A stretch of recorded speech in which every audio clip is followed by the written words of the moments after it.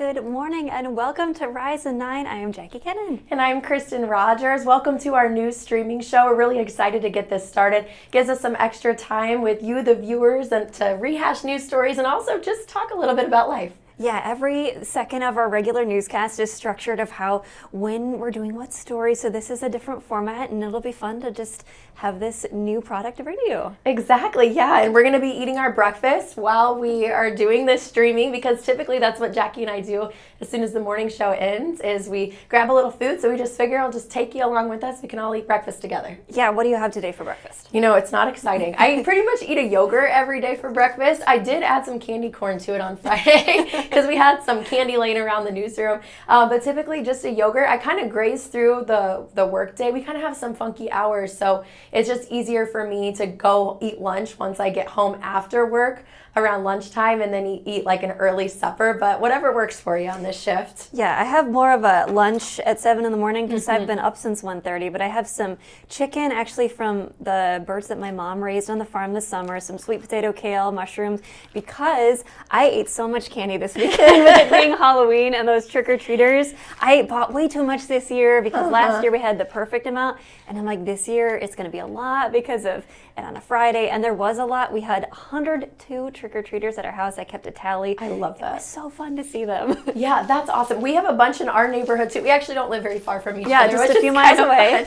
Yeah, we had a ton of trick-or-treaters too, but not quite that many. I think we would have had I handed out candy the whole time, but we took our kids are little. They're 5 and 2, so we took them trick-or-treating the early half of the night from like 5 until 6:30. I was impressed how long my 2-year-old she just wanted to keep going. So we actually didn't even hand out candy until 7. Handed out candy from 7 to 8 and still had 50 kids just in that last hour. Yeah, that was a busy hour. There was one girl, she was dressed in something very sparkly. I'm like, oh, you are a pretty princess. She's like, no, I'm actually something else. But so I learned. I'm not always familiar with what those characters are, but they were all so fun. It was just such a fun evening. My dog, we didn't put him in the outfit, but he was Dracula. Yeah, he looked cute. We saw the picture that you posted on Facebook on Friday. So how did he do with handling trick-or-treaters coming to the door? He did awesome. He loves kids, and they just rang the door, and he just sat there and didn't try to run away or get up on anybody. He did so well. Yeah, that's great. I saw a couple dogs out and about. Actually, one of my neighbors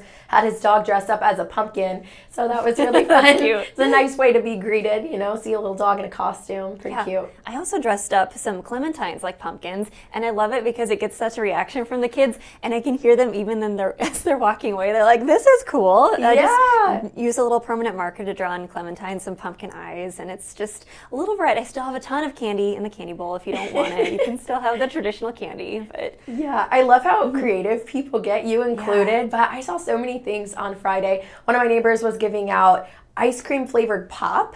So maybe the kids would like that. Yes, yeah. I have had that, and I was like, "This is going to be gross." Is it good? Loved it. It tasted like chocolate sprinkles. Yes, have not tried it yet. I might let my child try it first, see what the reaction is. But yeah, so got that, and then also some of my neighbors decorated fruit as well. One had bananas that had little pumpkin faces. So yeah, just fun the way that people get creative, and it was a great night for trick or treating. Fun to have it on a Friday. Right, it was, and a fun weekend too. Did some shopping. My husband has a work trip coming up, needed some new pants. Nice. So I think I ended up getting more than he did. Funny how that happens, right? Exactly. But no, they had the Christmas stuff out at the stores already. It was very festive. Yeah, that's so fun. I know I actually decorated for Christmas this weekend. I know that sounds so crazy. My husband, he was very patient with me because I think it's a little early for him too. It's usually early for me to do it this early, but we're not hosting anyone for Thanksgiving this year. And my 5-year-old is Christmas obsessed. He had a Grinch-themed birthday party in June a couple years ago because he just loves Christmas so much. So I figured, why not let him just enjoy it a little bit longer this year? Right, you had that extra hour to get things done. I used it to take a nap. It was an amazing nap. Yeah, it felt so good waking up on Sunday. You look at the clock and you're just like, oh, I have more of my Sunday left. I woke up at Sunday morning at 1:30. I'm like, no, we're going back to bed. Yeah, this is not time to wake yet. No. Do that the next day. Yeah, but we do have a lot of news that is happening today, including the Lansing Car Ferry. That starts today. We were watching the live stream. It is kind of neat to see a live stream. There's one from the the Iowa loading site, Wisconsin loading site, and then one more. I'm not remembering what that was exactly, but and that's because the Black Hawk Bridge in Lansing that connects Lansing, Iowa to the Wisconsin side, that bridge has been closed down since last month. I don't remember the exact day, and if it wasn't for this ferry, people would have to drive 30 miles away to go to Prairie du Chien, that crossing in Marquette. So that would take, add an extra hour to your trip. That's a pretty big detour. Yeah, quite the detour, and that was the big thing that we were covering early on, was how much longer this was going to make people's commutes. I know businesses on the other side of the river were worried too, because they're used to that traffic coming back and forth. So hopefully having this ferry will help ease the burden for people all around as they're trying to make their commute, or for local businesses to get that traffic too. But it was neat to see this morning also a beautiful sunrise happened to be out there on that live cam. Yeah, looked gorgeous, but very pretty this morning. I know when it's wintertime, I'm not really sure what will happen with that ferry. That's something I'm sure they're thinking about as well too, that'll be tricky once that freezes up soon enough. But of course, that new bridge is not opening until 2027, so we're still a couple years out from that being ready. And the Iowa DOT said that they did feel like they had to close the existing bridge because of that a new bridge being in those construction stages. They just didn't feel like it was safe. So of course, safety is number one. As inconvenient as a detour, an extra hour, or even two there and back can be, still safety is number one for people. Absolutely, yeah. And the ferry is free. I'm not sure, maybe we already mentioned that, but that's just a great benefit to people, that you can get across, and you don't have to worry about paying an extra fee or anything. Just might have to kind of wait to get on the ferry since it only carries so many cars at once. Yeah, we were both watching this morning. It started at 5:45 and that goes till 9:15 at night. They said it takes about 15 minutes to get across, and those cars were loaded up. I saw one that was 11 cars even before the sun was even up this morning. So that's a need up there. Yeah, it's a really great, way to get through this time where they don't have that bridge, and it saves people that commute. So yeah, and I grew up in Northeast Iowa. I remember driving across that Lansing Bridge to get to Prairie du Chien, or not to Prairie du Chien, up to La Crosse, Wisconsin. And that was it. There's no other bridge like it that I've been on. The one where you can look down and see the river right through the grates. And we went on a motorcycle ride, my husband and I, and it feels a little rattly. It's an interesting bridge. Yeah, I think I don't like heights, so I wouldn't necessarily want to see under me, but that is really interesting. Right, you can't drive on that anymore though, now that it is closed. Yeah, and a really great story that we also had as part of our We the People segment. Brian Tabak did a story about Quilts of Valor, which are quilts that honor veterans. Yes, and this one specifically was especially meaningful because it really focused on women. Those quilters honored 14 women, both active and retired from the military. And that's a really neat program, especially because my mother-in-law just got one a couple years ago on Memorial Day. She was a woman who served in the military, in the Air Force, and it's just a different perspective for women who have been in the military. Yeah, it's really awesome that they were able to honor them, and also the people that are making these quilts are all volunteers. There's 20 of them, and a lot of them have these personal stories where they have connections to veterans, so this means so much to them too, to be able to get back in this way. Right, and just like every veteran's story, every quilt is unique. I was lucky enough to be at that ceremony where my mother-in-law got honored, and it's just to hear their stories was just incredible. Like, you just have no idea until they started opening up and sharing all that they've been through. Yeah, that's a really great story that you can check out on our website, kcrg.com. And you also had a Working Iowa story. This one made me hungry too this morning. I did, yeah. So each Monday we do a Working Iowa story where we talk with local businesses who are hiring or highlight local businesses or initiatives that colleges are doing with new majors.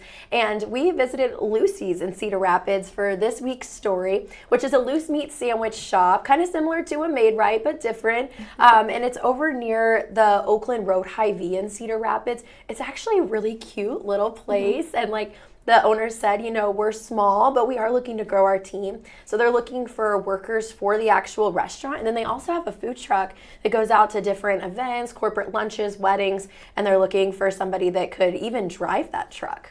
Yeah, and I worked in Ottumwa for a few years. That shop reminds me of the canteen down in Ottumwa. Yes, he actually told me when I was there, he had a picture of the inside of the canteen and told me he kind of modeled the inside of the restaurant off of that. So it's really neat. When you go inside, it just feels so warm and welcoming, very family-like atmosphere, which is something that they're looking for somebody to be a part of. And that's what the man mentioned too, that it was looking for someone with good character, and it would just fit in well too, right? Exactly, yeah. Someone that likes people, likes to talk to people, and is is a friendly person is really what they're looking for. So if you're interested, stop by, and they're looking forward to talking to you. Yeah, and you've been busy because you also have an I-9 story coming up. That's right, yes. Tonight at 10 o'clock, our next I-9 story is going to air. This one's really interesting. It's taken a while. I sat down with the CEO of ProCircular, which is a cybersecurity company in Coralville, and he works sometimes on the dark web for part of his job as he's protecting businesses, from the dangers of the internet. And so he essentially showed us what's really on the dark web. So the story helps kind of expose what's there, because it's kind of this mystery thing. You hear the term dark web. Well, not very many people have actually seen it. So I sat down with him and he kind of walked us through what's really on it. I was really surprised by some of the stuff that's on it. And then of course, we're also sharing ways that you can be safe, and sharing some tips from Aaron Warner too, that'll be really great for people to hear. Yeah, it makes you think of the movies where they're like, I'm hacking, and it's just green text. And Exactly, yeah. Not quite like the movies. Right. It becomes so much more real when you actually see it in person. All the different dangers are there, and how it's such an active marketplace too, because you kind of, I didn't picture that, but similar to on Amazon, where you can go online and you can order things, have them shipped to your house, parts of the dark web are actually just like that, only it's illicit things like drugs and guns, things that it would be really surprising if you were to see this, for yourself. So it's a story you'll want to check out tonight on the KCRG TV9 News at 10. All right. Well, this has been our first edition of Rise and 9. We thank you for watching. Yes, thank you for joining us. We'll see you tomorrow.